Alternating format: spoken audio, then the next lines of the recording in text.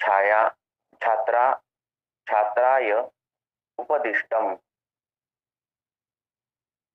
छात्राय छात्रांसाठी उपदिष्ट म्हणजे सांगितलेलं, अमुना म्हणजे ज्यांच्यामुळे, गुरूंमुळे गुरूंमुळे छात्रांना जे सांगितलेलं आहे, निर्दिष्ट केलेलं आहे ते शास्त्रम इदम इति, की हे ते शास्त्र आहे.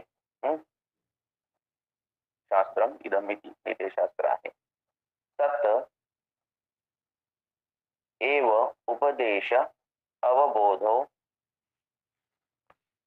उपदेश अवबोधो सह, सह हे भूतकाळाचे वापरतात की हा उपदेशाचा अवबोध पूर्वी जो झालेला आहे तोच आहे. असं एक जण सांगतात की शास्त्राची उत्पत्ती ही उपदेशातून अवबोधातून झाली, एक म्हणतंय त्याची उत्पत्ती नाही झाली, अशा पद्धतीचं आहे. तस्मात न अवबोधो,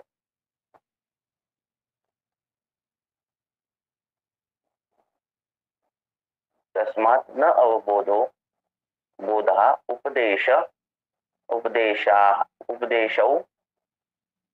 अस्य उत्पत्ति कारणम इति अतोः अपि हेतो वेदोत्पत्ति संज्ञेय इति अयुक्ताः, ही शास्त्राची उत्पत्ती अवबोधापासून झाली नाही, म्हणजे जे उपदेश केलेले आहेत त्याचा अभ्यास केल्यापासून जर झाली असेल तर वेदोत्पत्ती ही संज्ञा इथे युक्त होणार नाही, कारण वेद तर अनादी आहेत, त्यांनी ते कोणी निर्माण केले नाहीत असं आहे. आणि जर शास्त्राची उत्पत्ती अवबोधातून झाली असेल, उपदेशांच्या ज्ञानातून झाली असेल तर इथे वेदोत्पत्ती संज्ञा इथे युक्त होणार नाही असं ते सांगतायत. चौथ्या पानाला आलेला होता, पण नवीन जे जॉईन झाले त्यांच्यासाठी शक्यतो लवकर जॉईन व्हा, म्हणजे लिंक लागेल कुठून आपण वाचतोय. किती संज्ञा सावध्यत्वम निरूप्य निर्वद्या आयुष्कामीय संज्ञेय तंत्रीकृतः, आणि अशा प्रकारे ही जी संज्ञा, ह्या ज्या संज्ञा आहेत त्या सावध्यत्वम म्हणजे ज्याच्यात संशय घेऊ शकत नाही असं, निरूप्य सांगणाऱ्या, निर्वद्य म्हणजे ज्याच्यावर आपण डाऊट घेऊ शकत नाही अशा. निर हा शब्द नकारार्थी पण वापरतात. निरभ्र की अभ्र नसलेलं आकाश, निरभ्र आहे ना.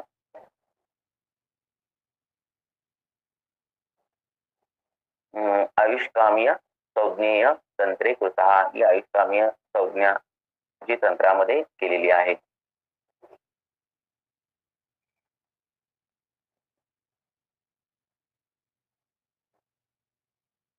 यय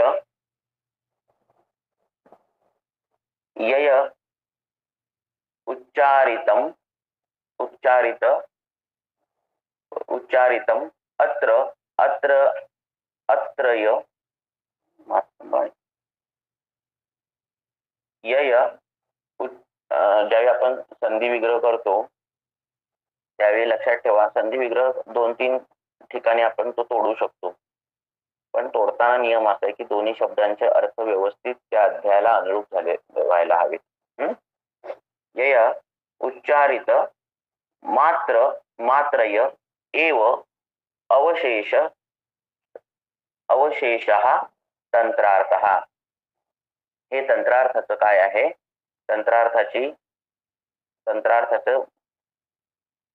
तंत्रार्थाचीच एक मात्रा अवशेष झालेली, उच्चारित झालेली, ज्याच्या यय म्हणजे ज्याच्याद्वारे झालेली आहे असं हे तंत्रार्थ हा प्रकाशनते.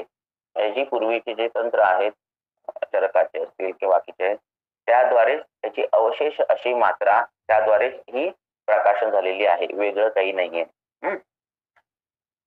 प्रतिष्ठानंच यो अध्याये, प्रतिष्ठानाचा जो अध्याय आहे, प्रथम हा तत् संज्ञा स्थानार्थ, त्याची जी प्रथमतः आहे ती स्थानाची संज्ञा दिलेली आहे. कधी कधी काय असतं, अध्याय असतो तर अध्यायाला नाव कुठलं द्यायचं ह्याच्यावर नियम आहेत ना. तर कधी कधी काय असतं की जो सुरुवात झालेली आहे त्या अध्यायाची, ज्या गोष्टीने अपामार्ग दंडुलिया, मग त्याला तेच नाव दिलं असं. कधी कधी अध्यायाचा जो प्रयोजन आहे त्याचं नाव दिलं जातं. कधी कधी अध्यायामध्ये ज्या गोष्टीचं जास्त प्रमाणात वर्णन आलेलं आहे त्याचं नाव दिलं जातं. अशा वेगवेगळ्या नियमानुसार त्या अध्यायाला संज्ञा दिल्या जातात.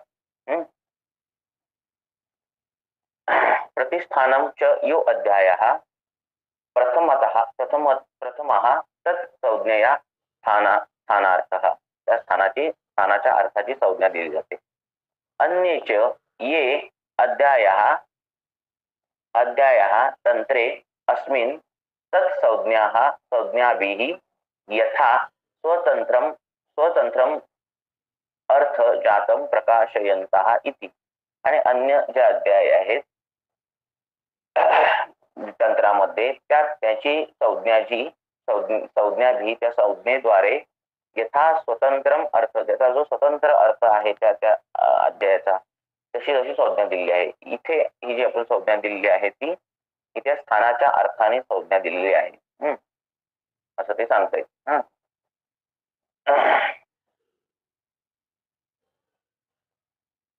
इथे आयुष्कामे जी आपण संज्ञा दिलेली आहे ती त्या दीर्घ आयुष्याची कामना करणाऱ्यांसाठी बनवलेला आहे अध्याय, अशी संज्ञा आम्ही दिलेली आहे. ते सांगतात आयुष्कामी आयुर्वेद रसायन टीका हे मद्रेची वाचतो. आयुष्कामी अध्यायम व्याख्यातुम प्रतिजानिते अथा इति. आता आयुष्कामी अध्यायाची आपण व्याख्या जाणण्यासाठी आता आम्ही सांगत आहोत. अतः स्व इष्ट देवता नमस्कारानंतरम, स्व इष्ट देवतेच्या नमस्कारानंतरम अतोः हेतोः व्याख्येयः. आता आम्ही याची व्याख्या सांगत आहोत. अतो अयम आयुर्वेदो, हा जो आयुर्वेद आहे तो व्याधी प्रतिकार व्याख्यानाम, हा व्याधी प्रतिकाराची व्याख्याच आहे. आयुर्वैरिणो ही व्याधयः, आयुष्याची जी वैरी आहे, आयुष्याचा जो शत्रू आहे तीच व्याधी आहे. व्याख्याच सामान्य विशेषाभ्याम संक्षेप विस्ताराभ्याम च कृता सुग्रहा भवती. ही जी व्याख्या केलेली आहे ती सामान्य विशेषांपासून, सामान्य विशेषाभ्याम पंचमी बहुवचन, सामान्य विशेषांपासून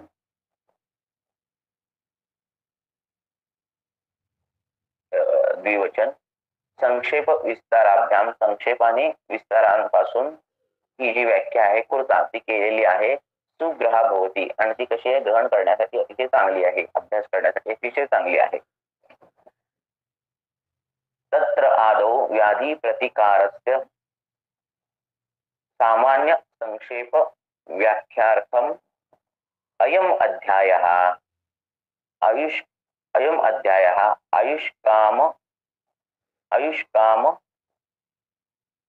अहितत्वाच्च आयुष्काम हितत्वाच तत् आयुष्कामी, आयुष्याची कामना करण्यासाठी हितकर असा जो आहे तो आयुष्कामी आहे. तत्र आदौ व्याख्या प्रतिकारस्य, आणि पहिल्या त्याची व्याख्या करताना काय केली आहे, व्याधी प्रतिकाराची व्याख्या केलेली आहे. सामान्य संक्षेप व्याख्यार्थम, सामान्य आणि संक्षेप अशी व्याख्या अयम अध्याय या अध्यायाची केलेली आहे असं ते सांगताय.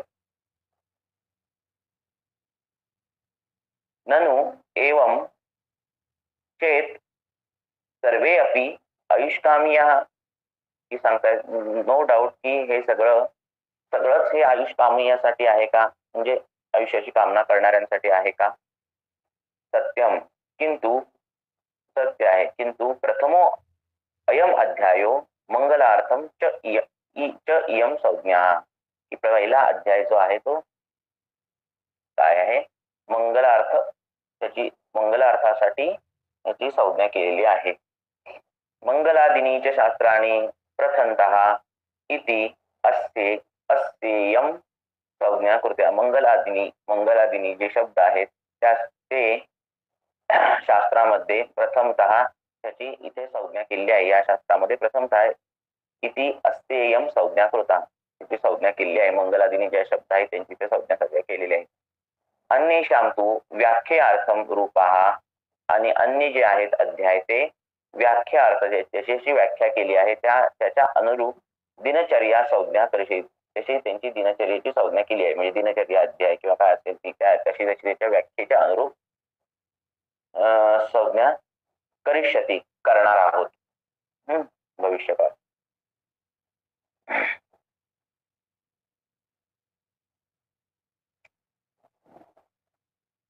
इदानीम आता आम्ही पृच्छते तंत्रकारः पृच्छते कर्मणी आहे तंत्रकारी करताय तंत्रकार त्यांच्याकडून तंत्रकाराला आता विचारलं गेलंय असा अर्थ होतो त्याचा. इदानीम पृच्छते तंत्रकारः तंत्रकाराला विचारलं गेलेलं आहे. यद अस्मिन तंत्रे जर अस्मिन तंत्रे या तंत्रामध्ये किंचित उच्यते काही सांगितलं गेलेलं आहे. स्म होतं काही सांगितलं गेलेलं होतं.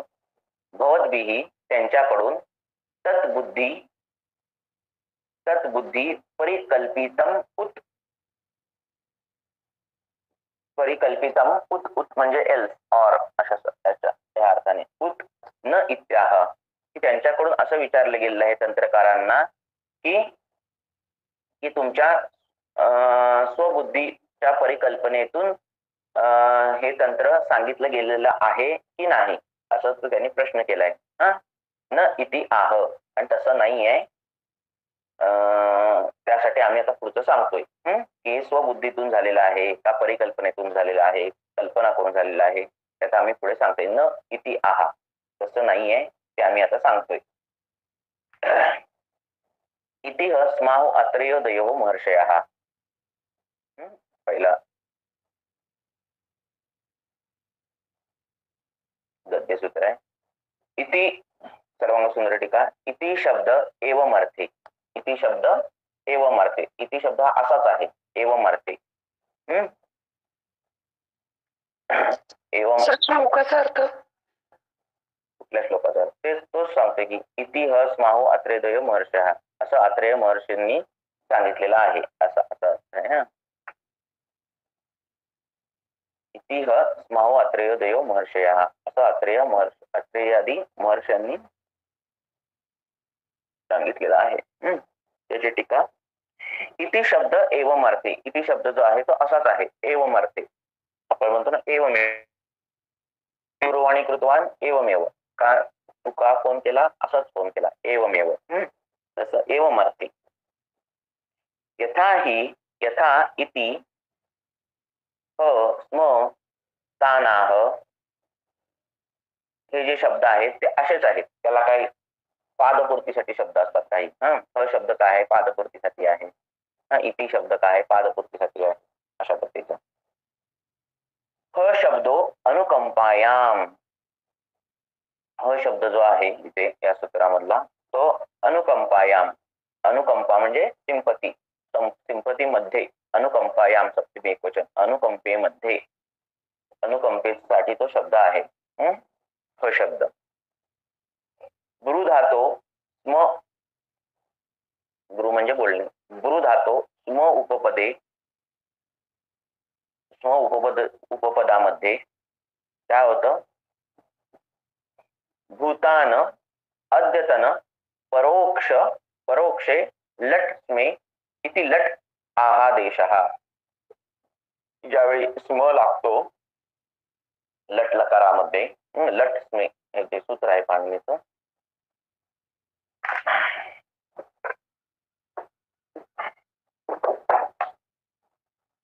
तर पाणिनीचं सूत्र आहे लट स्मे की ज्यावेळी इथे लट स्मे लागतं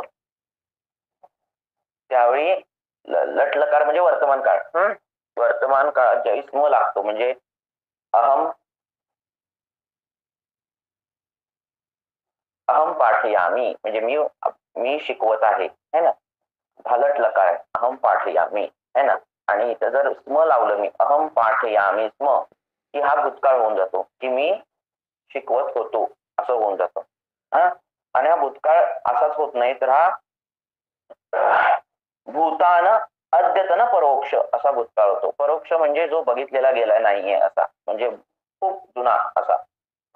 अहम पाठयामी स्म, मी शिकवत होतो, एकेकाळी शिकवत होतो, असं असा त्या लट लकाराचा अर्थ होऊन जातो स्म लावल्यावर, उपपद लावल्यावर.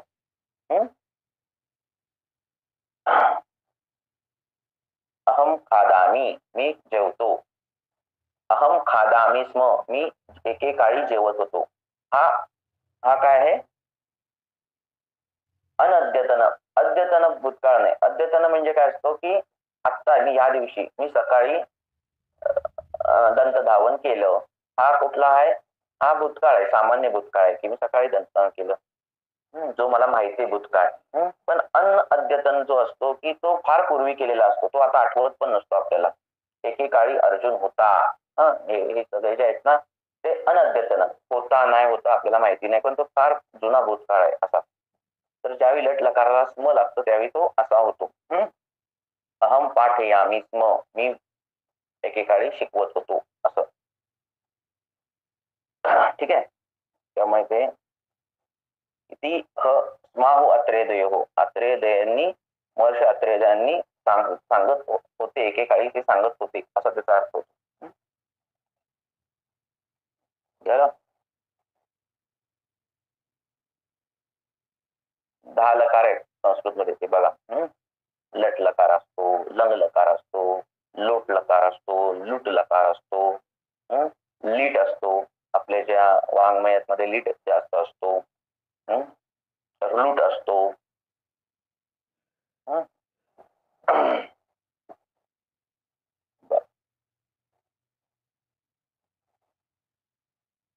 अत्रेय अत्रेय अपत्यम अत्रेयः, अत्रेय अपत्यम अत्रेयः, इतश्च नी इति ढक.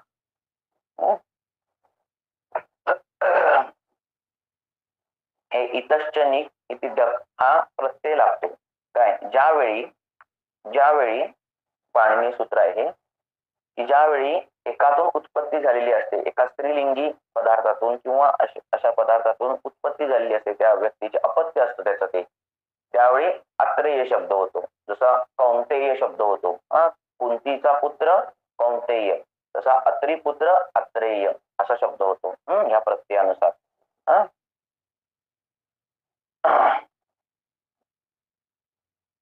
कर्णाला कौंतेय म्हणतात ना, कौंतेय, कुंती पुत्र कौंतेय अशा पद्धतीने.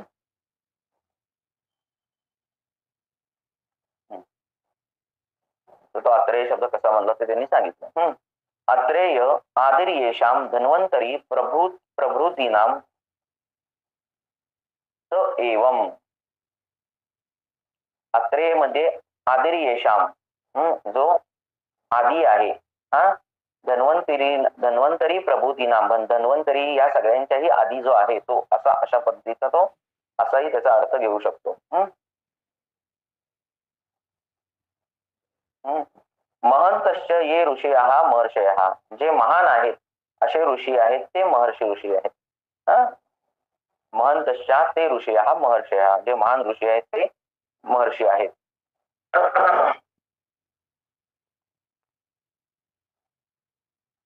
महत्वम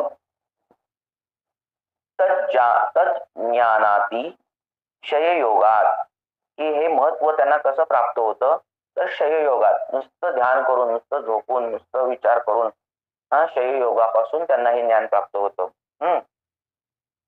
शययोगात. तेन अयम अर्थो अनेन कारणेन अनुकंपया न तु फलकांक्षया भगवंत आत्रेयादो महर्षयो अब्रुवन्. तेन त्याद्वारे अयम अर्थो हा अर्थ अनेन वेगळ्या प्रकारे असा होतो की कारणेन अनुकंपा, ह्यांचं जे ज्ञानाचं कारण आहे, ज्ञान मिळवण्याचं जे कारण आहे ते अनुकंपया आहे. अनुकंपा म्हणजे सिंपती मिळवणं, सिंपती म्हणजे लोकांची सेवा करणं. भूतानुकंपा म्हणजे प्राणी मात्रांवरच असलेलं प्रेम, हे त्यांचं ज्ञान मिळवण्याचं कारण आहे. न तू फलकांक्षया, ते फलकांक्षया नाहीत की बाबा हे आयुर्वेदाचं ज्ञान मी आता असं योगातून प्राप्त करणार आहे आणि त्याचा मी वापर अर्थार्जनासाठी करणार आहे, अशासाठी त्यांचं ते ज्ञान नाहीये. त्यांचं ज्ञान हे कशासाठी आहे? अनुकंपेसाठी आहे. भगवंत आत्रेय देव महर्षयो अब्रुवन, आणि असं महर्षींनी सांगितलेलं आहे की त्यांचं जे ज्ञान आहे ते कसं आहे, ह्याच्यासाठी आहे.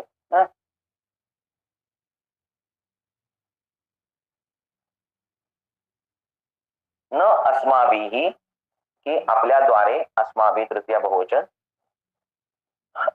स्वपरिकल्पितम, स्वतःची परिकल्पना केलेलं, किंचित अपि अत्र उक्तम, की थोडंफार जे स्वतःची कल्पना केलेलं असं थोडंफार जे ज्ञान आहे, असं जे इथे जे उक्त आहे, असं आपल्याकडून जे झाले तशा पद्धतीचं त्यांचं ज्ञान नाही.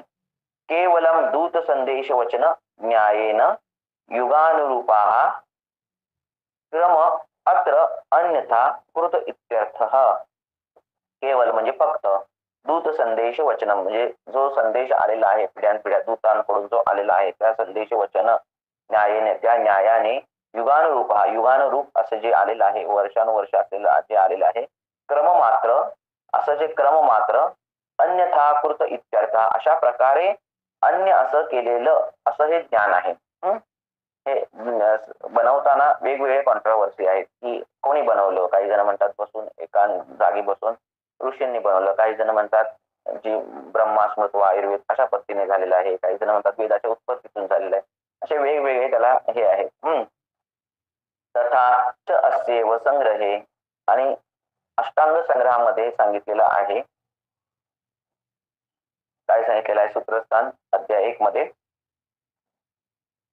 न मात्रम अमात्रम अपि अत्र किंचित आगमवर्जितम, की न मात्र, मात्रा नसलेलं, आणि अमात्र असं, किंचित थोडं, आगम म्हणजे पूर्वापार आलेलं असं, वर्जित, वर्जित केलेलं, म्हणजे सगळंच काही या तंत्रात घेतलेलं नाही, थोडं वर्ज केलेलं आहे, काही गोष्टी वर्ज केलेल्या आहेत, काही मात्रा युक्त थोड्या घेतलेल्या आहेत, काही अजिबात घेतलेल्या नाहीत, अशा पद्धतीने हे केलेलं आहे.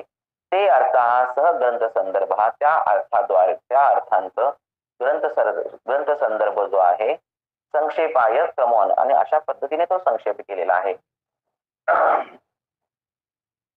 अन्यथा इति तद एव आगम प्रामाण्यम अस्य तंत्रस्य युक्तम भवति, आणि असं हे आगम प्रामाण्याचं, तंत्राचं उक्तम भवति सांगितलेलं आहे, आगम प्रामाण्यच आहे असं ते सांगत आहेत.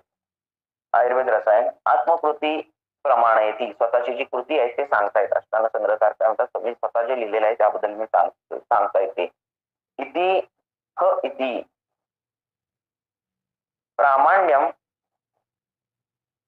च आप्तवाक्यत्वात्, प्रामाण्य काय आहे, हे ग्रंथाला प्रामाण्य तुम्ही का मानायचं, हेच ग्रंथ तुम्ही का वाचायचं, हे स्टँडर्डाइजच का आहे, कारण ते आप्तवाक्यत्वात्, ते आप्त वाक्यापासून आलेलं आहे.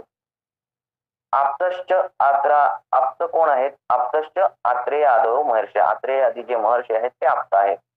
ते च इति ह एवमेव आहु स्म उक्तवन्तः, आणि त्यांनी च इति ह एवमेव असे शब्द आहु स्म उक्तवन्तः असं सगळं त्यांनी असं ते बोललेले आहेत. यथा वयम वक्षामः, आणि असं आम्हीही बोलत आहोत. त्यांची जशी भाषा शैली आहे ते जसं बोलत आहेत तसं आम्हीही बोलत आहोत. शिवाय आमचाही ग्रंथ आप्त वाक्यातूनच आलेला आहे. आमच्याही ग्रंथाला त्या पद्धतीने प्रामाण्य तुम्ही देऊ शकता, आणि तेन त्याद्वारे या सगळ्यांची, हे सगळं एकसारखं असल्यामुळे तेन वयमपि आप्तः, आम्हीही आप्त आहोत असं वाग्भटाचार्य म्हणतात. असं हेमाद्री म्हणतात की तेन वयमपि आप्तः, की अशा पद्धतीने आमचाही ग्रंथ हे आप्त वाक्यातून आलेला आहे. आम्हीही ते च ई अशा पद्धतीचे शब्दांची रचना केलेली आहे, आणि याद्वारे आम्हीही आप्त आहोत असं ते सांगतायत हेमाद्री. ग्रंथाचं प्रामाण्य सिद्ध करण्यासाठी हे सांगत आहेत सगळं.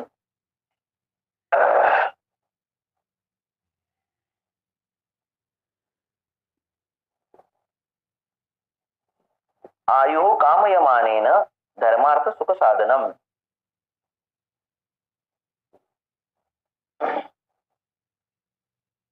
सगळ्यांना कळतंय ना, कारण हे वन वे टीचिंग आहे. तुम्हाला कळतंय की नाही हे मला कळत नाही, त्यामुळे मी एका स्तरावरून शिकवतोय, एकच पान घेतोय, असं हळूहळू सगळं चाललंय काम. जर काही कठीण वाटत असेल किंवा काय वाटत असेल की एकदम फास्ट होतोय अशा पद्धतीचं, तर मला नंतर सांगा.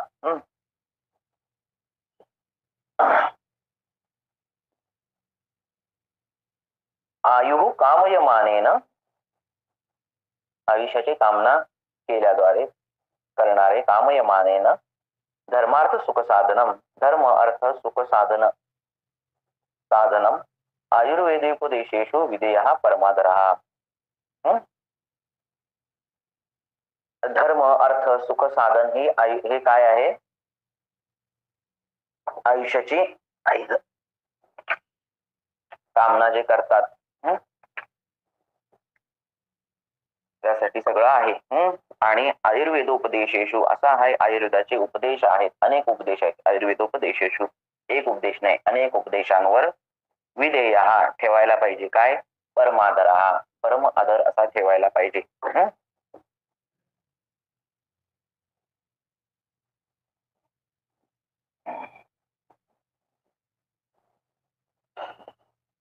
आयुर्वेदयती ज्ञापयती, ज्ञापयती म्हणजे सांगणे. प्रकृती ज्ञान रसायन दूतारिष्टाद उपदेशादी आयुर्वेद. आयुर्वेद सांगणं म्हणजे काय? आयुर्वेद म्हणजे काय की प्रकृती ज्ञान सांगणं, रसायन आदी गोष्टी सांगणं, दूतादी गोष्ट सांगणं, अरिष्टादी गोष्टी सांगणं, आणि काय सांगणं? उपदेश, अशा सगळ्यांच्या उपदेशादी इति, ह्यालाच आयुर्वेद असं म्हणतात. ह्या सगळ्या गोष्टी सांगणं ह्यालाच आयुर्वेद असं म्हणतात. तस्य उपदेशो आयुर्वेद उपदेशित, आणि त्याचा जो उपदेश आहे, तो जो सगळा उपदेश आहे, त्याला आयुर्वेदाचा उपदेश असं म्हणतात. हा काय एक उपदेश नाही, हे अनेक उपदेश आहेत. उपदेशाः बहुवचन आहे, हे अनेक उपदेश आहेत. उपदेशंताः, असे जे उपदेश करणे म्हणजे अनेक उपदेश करणे. आयुर्वेदार्थाः, आयुर्वेदाचा अर्थ. उपपत्तीभिः, उपपत्तीभिः म्हणजे कारणाद्वारे, उपपत्ती म्हणजे कारण, उपपत्तीभिः इति उपदेशः आयुर्वेद तंत्राणी, आणि हे आयुर्वेदाचं जे उपदेश करण्याचं जे ह्या कारणाद्वारे आयुर्वेद तंत्र उपदेशंतः म्हणजे केलेला आहे, उपदेश केलेला आहे. जरा पुनरावृत्ती होते वाक्यामध्ये. उपदेशंतः म्हणजे सांगणे, म्हणजे बहुवचन आहे. प्रथम पुरुष बहुवचन आहे.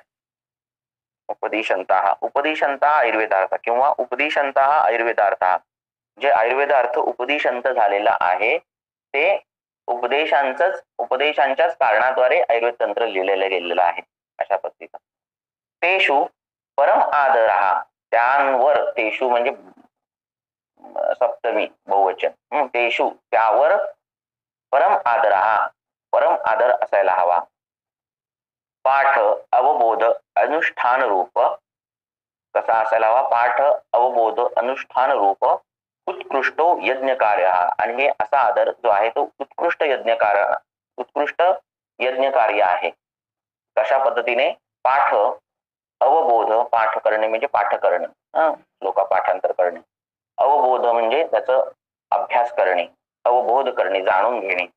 आणि अनुष्ठान हे कार्य करणे, जसं सांगितलेलं आहे, एखादं सूत्र सांगितलेलं आहे तर सूत्र पाठ करणे, त्याचा अर्थ जाणून घेणे आणि त्याच्यावर त्याचं अनुकरण करणे, हे जे आहे अशा पद्धतीने हा परमादर असायला हवा. की मी फक्त वाचणार, प्रॅक्टिस वेगळी करणार, ट्रीटमेंट वेगळी देणार, असा तो नाहीये आदर. ह्याचं अनुष्ठानही स्वतःच्या आयुष्यात केलं गेलं पाहिजे. पेशंटला मी सांगणार अभ्यंग कर, मी कधी अभ्यंग करणार नाही. पेशंटला सांगणार मी कषाय कटू रसाने दंत धावन कर, मी टूथपेस्टने दात घासणार. पेशंटला सांगणार कर्णपुरण कर, मी कधी कर्णपुरण करणार नाही. पेशंटला सांगणार पादाभंग कर, मी कधी पादाभंग करणार नाही. हा परमादर नाहीये. परमादर हा आहे की अनुष्ठान रूप, तो अनुष्ठान तुम्ही केलेलं गेलं असलं पाहिजे. तुम्ही स्वतः वमन घेतलं गेलेलं पाहिजे, तुम्ही स्वतः विरेचन घेतलं गेलेलं पाहिजे, तुम्ही स्वतः स्नेहस्वेदन घेतलं गेलेलं पाहिजे. तुम्ही स्वतः ही सगळी कर्म स्वतःवर केली गेलेली पाहिजेत. तुम्हाला ज्यावेळी आजारपण येतं त्यावेळी तुम्ही स्वतः आयुर्वेदीय उपचार घेतले गेले पाहिजेत. असं हे अनुष्ठान केल्यानंतर हा जो परमादर आहे हे उत्कृष्ट यज्ञ कार्य होणार आहे. अदरवाईज ते फक्त पाठ आणि अवबोध इथपर्यंतच राहणार आहे.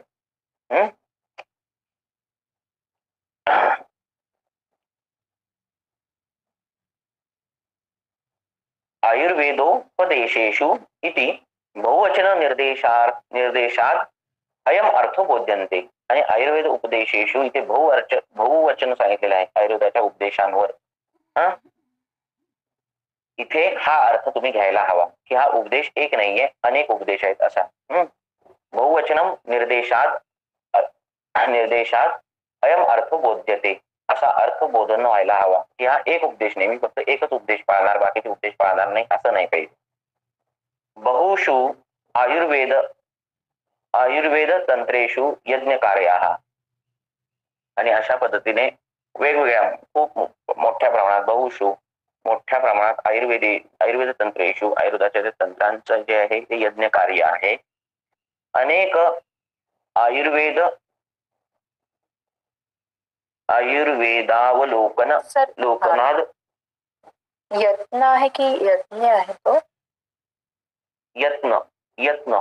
यत्न म्हणजे प्रयत्न, अशा पद्धतीने उत्कृष्ट प्रयत्न यत्न. यत धातू आहे ययते असा पण होतो. ययते म्हणजे प्रयत्न करणे. झालं यत्न कार्य. अहम यते मी प्रयत्न करतो असं परस्पर आत्मनेपद होतं. अहम यते. पुढे अनेक आयुर्वेद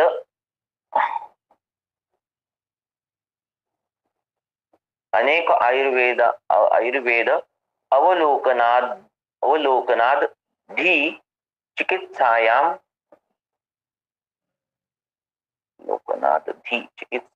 वैद्यस्य न मनाग अपि संदेहो जायते.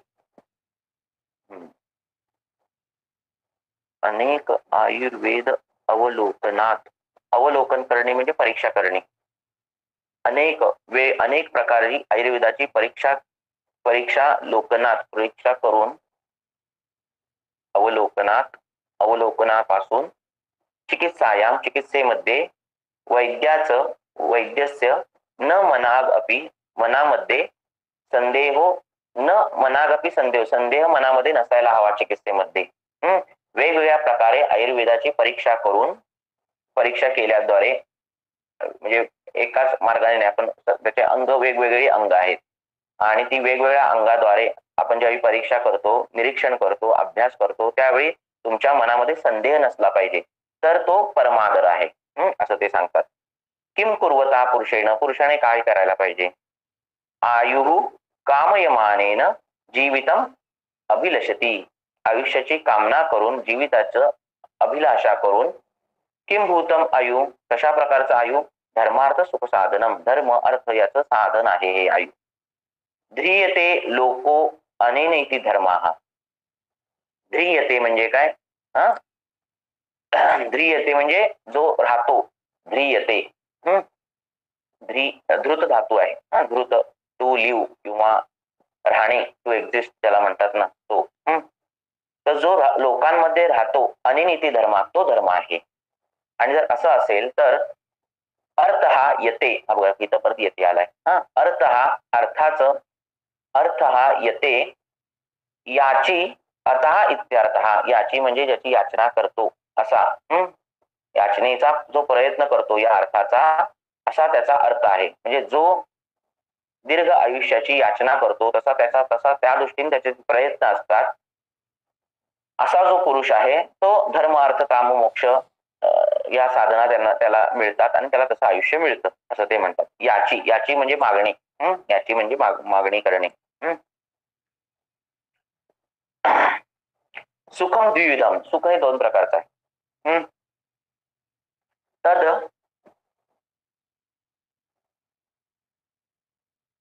तद आत्विकम आत्यंतिकम च, की सुख दोन प्रकारचं आहे, एक आत्विक आणि आत्यंतिक. तदात्विकम, तर जे आत्विक आहे ते कसं आहे, कियत कालांतरात अस्थायित्वाद सुखावभासम न परमार्थम सुखम. ते आत्विक सुख कसं आहे, कियत म्हणजे काही, कियत मी तुम्हाला सांगितलं, कियत शब्द आणि कती शब्द ज्यावेळी संख्यावाचक असतं विचारणा. कति छात्राः सन्ति, 10 छात्राः सन्ति. कियत कियत जलम अस्ति, बहु जलम अस्ति. मी तुम्हाला कियतचा अर्थ कळाला. कियत केवढं पाणी आहे, खूप पाणी आहे. कति छात्राः सन्ति, किती छात्र होते, 10 छात्राः सन्ति, 10 विद्यार्थी होते. त्यामुळे कती शब्द आणि कियत शब्द हे लक्षात घ्या. ज्यावेळी संख्या निर्धारित नसते त्यावेळी कियत वापरतो आपण. तर कियत कालानंतर की काही काळानंतर अस्थायी होणार सुखावभासम, असा सुखाचा भास जो आहे, सुखावभासम न परमार्थम सुखम, इथे खूप काळाचं सुख नाहीये. कुठलं, तद आत्विक सुख. आत्विक सुख हे काय आहे, अशा पद्धतीचं क्षणिक सुख आहे. तथाच उत्तम असं सांगितलेलं आहे चरकसूत्रचा अध्यायामध्ये 28 मध्ये. तद आत्मसुख संज्ञेषु भावी अशु अज्ञो अनुरज्यते, की अनुरज्यते म्हणजे बांधलेलं गेलेलं असणं. अशु अनुरज्यते म्हणजे अगदी क्षणासाठी जे भविष्यामध्ये जे भावामध्ये बांधलेलं गेलं आहे ते आत्विक सुख आहे. अनुरज्यते, रज्यते म्हणजे बांधलं. आपण हे म्हणतो ना रज्जू, दोरी, दोरी चांदलं जी बांधली गेलेली आहे ती दोरी.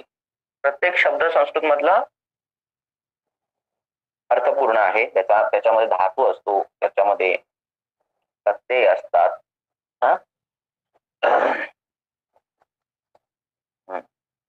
तद एतत् संज्ञा मात्रेण सुखम न तु अत्यंतम इति प्रदर्शयितुं सुखम संज्ञेषु अति मुनीन उक्तम, असं मुनींना सांगितलेलं आहे की ही संज्ञा कळण्यासाठी तुम्हाला हे सांगितलं आहे की सुख हे कसं आहे, की अत्यंत अतिशय थोड्या प्रमाणात असं हे सुख आहे. अंतपर्यंत, शेवटपर्यंत असं हे सुख नाहीये. कुठलं, सात्विक. अत्यंतिक सुख मोक्षाख्यम, अत्यंतिक सुख जे आहे दुसऱ्या प्रकारचं ते मोक्षाख्यम, त्याला मोक्षच म्हटलं जातं. यत्र न दुःखानां श्लेषः, इथे दुःखांचा श्लेष नसतो, त्रास नसतो. दुःखानां षष्ठी बहुवचन. तेषां साधन उपायो, त्यांचं ते साधन उपाय आहे. कशाचं, धर्मार्थ सुख साधनम. सुखाची डेफिनेशन केली त्यांनी. हे ज्यातलं हे सुख सांगितलेलं आहे, धर्मार्थ सुख साधन, यातलं सुख कुठलं सुख आहे, सात्विक सुख नाहीये, तर हे अत्यंतिक सुख सांगितलेलं आहे.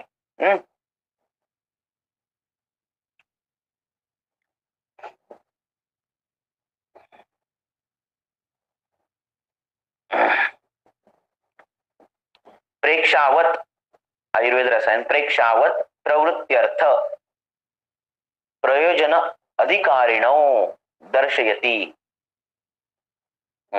ठीक आहे. प्रेक्षावत म्हणजे अतिशय जबाबदारीने आम्ही प्रवृत्त्यर्थ, प्रवृत्तीसाठी, प्रयोजनम अधिकारिणो, प्रयोजन अधिकारीनी हे सांगत आहेत. दर्शयती हे सांगत आहेत, दाखवत आहेत. आयुर इति प्रयोजनम, आयुष्याचं प्रयोजन. तस्य च प्रयोजनत्वम धर्मार्थ सुख साधनत्वात्, आणि हे आयुष्याचं प्रयोजन काय आहे की धर्मार्थ सुख साधन, धर्मार्थाचं साधन, सुखाचं जे साधन आहे तेच आयुष्याचं प्रयोजन आहे. सुख काम मोक्ष अतएव यह आयु कामयते सो अत्र अधिकारी, आणि त्या आयुष्याची कामना करणारा जो आहे तो अधिकारी आहे.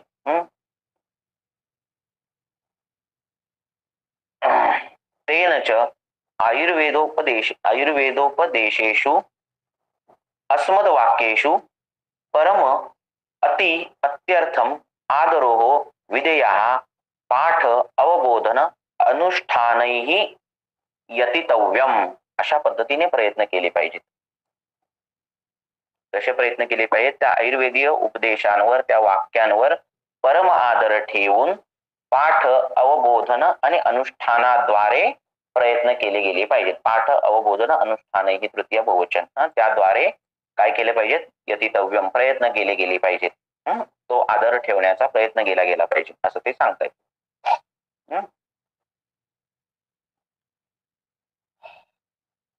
अस्य अथः अस्य आयुर्वेदस्य अतः, म्हणून अस्य या आयुर्वेदाची गौरवोत्पादन म्हणजे गौरव उत्पादन, त्याचं गौरवाचं उत्पादन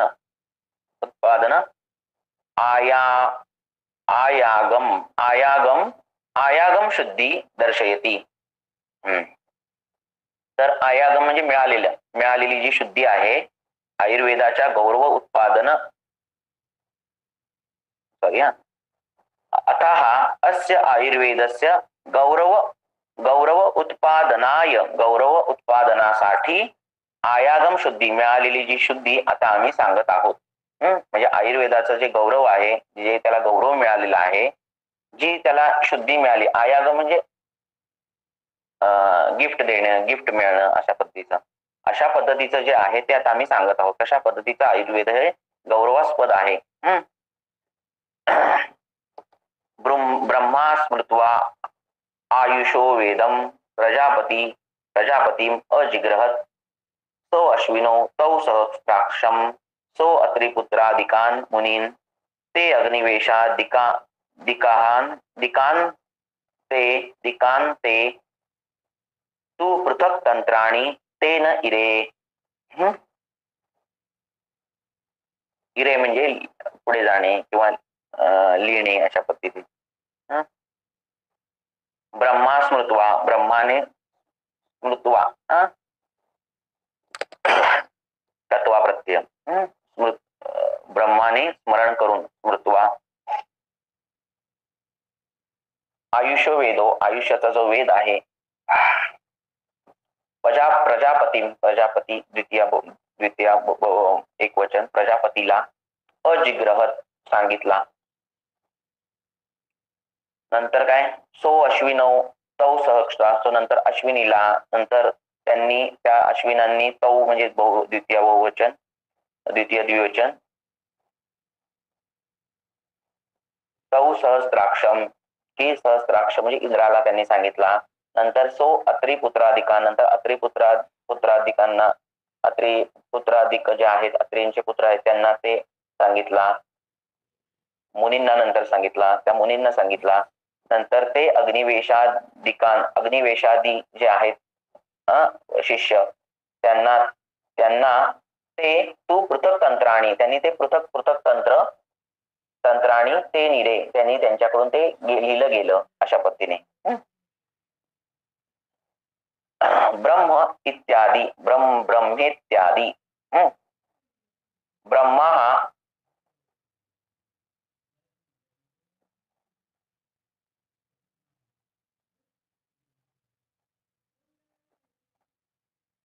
ब्रह्मा आयुषो वेदम स्मृत्वा प्रजापतिम दक्षम अजिग्रहत अवाबोधयत, बुद्धाय, अवबोधयत असा शब्द असतो.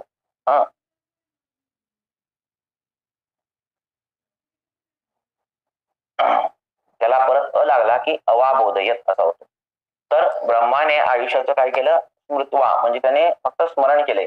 त्याने काही असं काही लिहिलेलं नाहीये काय, त्याने फक्त स्मरण केलं आणि त्याला तो आयुर्वेद कळायला लागला. आणि असा कळालेला जो आयुर्वेद आहे त्याने काय केला? दक्ष प्रजापतीला सांगितला.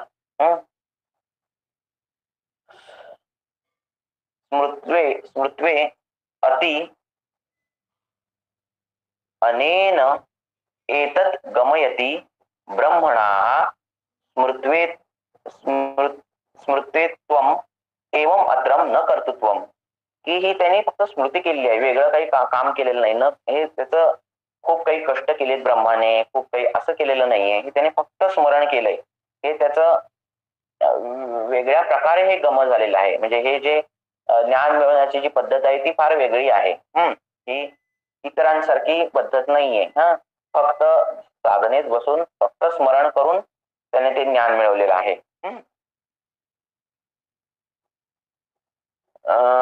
आणि ह्यामुळे नित्यत्वाद आयुर्वेद असते. ह्यामुळे आयुर्वेदाचं नित्यत्व हे होतं, सिद्ध होतं. म्हणजे स्मृती ज्या अर्थी त्याने केलेली आहे याचा अर्थ त्याच्या आधीही आयुर्वेद होता असा त्याचा अर्थ होतो. एखाद्याने स्मरण करणे, कुठल्याही गोष्टीचं स्मरण करण्यासाठी ती गोष्ट आधी घडायला लागते, बरोबर आहे, तर तुम्ही स्मरण करू शकता. नसलेल्या गोष्टीचं स्मरण करू शकत नाही आपण. आणि मग ब्रह्माने जर स्मरण केलं असेल आयुर्वेदाचं, तर याचा अर्थ की त्याच्याही आधी आयुर्वेद होता आणि तो फक्त त्याने स्मरण केलेला आहे. या गोष्टींद्वारे नुसता स्मृत्वा शब्द टाकल्यावर एवढा अर्थ प्रतीत होतो की ब्रह्माने आयुर्वेदाचं स्मरण केलं, जो आधीपासूनच होता, आणि नंतर ते स्मरण केलेलं दक्ष प्रजापतीला सांगितलं. याचा अर्थ आयुर्वेद हा त्याच्याही आधी होता, तो नित्य होता असं ते सांगते.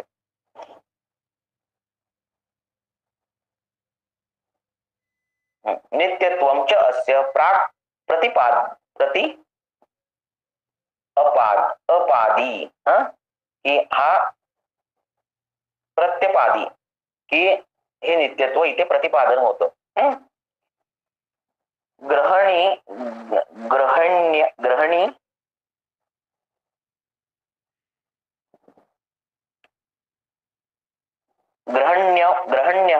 अंतस्य अत्र बुद्ध्यर्थत्वात् प्रजापति शब्दस्य गति बुद्धि इत्यादिना कर्म संज्ञाः.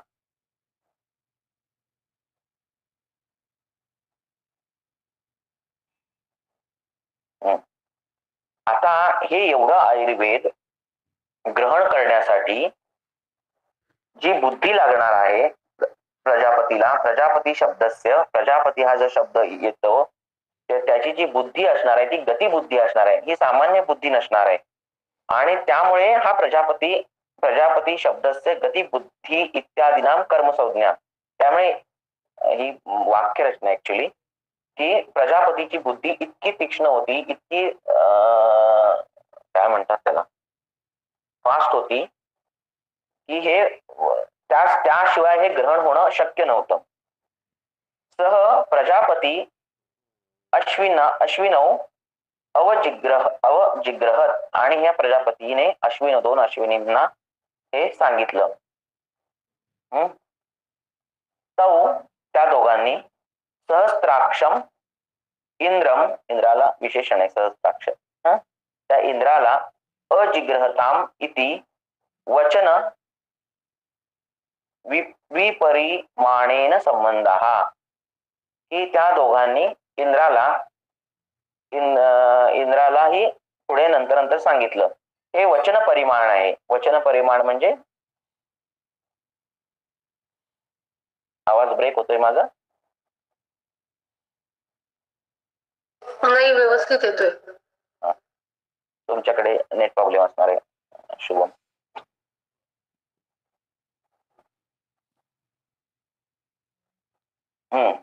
हा काय आहे वचन परिमाण म्हणजे पद्धत. ही वचन परिमाणाची एक पद्धत आहे. म्हणजे मला ब्रह्माला आयुर्वेद स्मरण झालं, नंतर त्याने दक्ष प्रजापतीला सांगितलं, मग दक्ष प्रजापतीने पुढे अश्विनी कुमारांना सांगितलं. असं ही जी आहे ती पद्धती, हा संबंध या पद्धतीने ते पुढे गेलेला आहे. सह शक्रो अत्रिपुत्रादिकान मुनीन बोधयामहा सह, की हा शक्र जो आहे या इंद्राने काय केलेलं आहे, अत्रिपुत्र जे आहेत, अत्रिपुत्रादिकान बहुवचन आहे, अत्रिपुत्र जे आहेत त्या मुनी, त्या सगळ्या ऋषींना याने बोध केला, त्यांचं सांगितलं.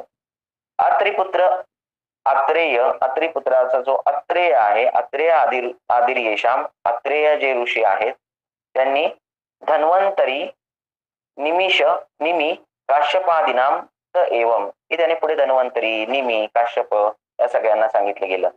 ते च आत्रेयादयो अग्निवेशाधिकान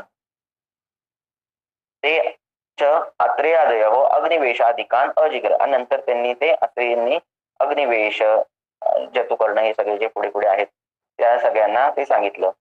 ते तू अग्निवेशादया षट पृथक प्रत्येकम तंत्राणी शास्त्राणी अग्निवेश वेड वेड जातुकर्ण पराशर हारित क्षारपाणी नामाभिधेयानी नामाद्वारे या नामाद्वारे तंत्राणी तेन इरे म्हणजे त्यांनी ते पुढे नेलं किंवा त्यांनी जे लिहिलं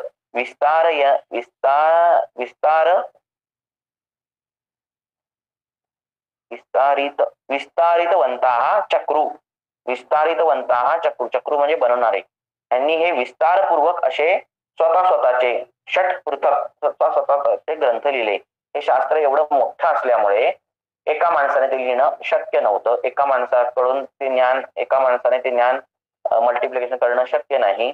म्हणून प्रत्येकाने ते सहाही प्रकारे वेगवेगळ्या पद्धतीने लिहिले. जे अग्निवेशामध्ये नाही ते भेडामध्ये मिळेल, जे भेडामध्ये नाही ते जतुकर्णामध्ये मिळेल, जे जतुकर्णामध्ये नाही ते असं प्रत्येकाने स्वतःच असं ग्रंथ लिहिले. कारण एवढा मोठा आयुर्वेद एकाच ठिकाणी बसवणं, एकाच माणसाने लिहिलं, त्याचे सगळे अंग 8ही अंग एकाच ठिकाणी लिहिणं हे काही शक्य नाही.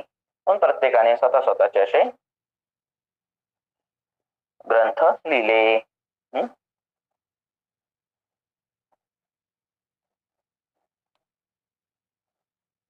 थांबूया इथे.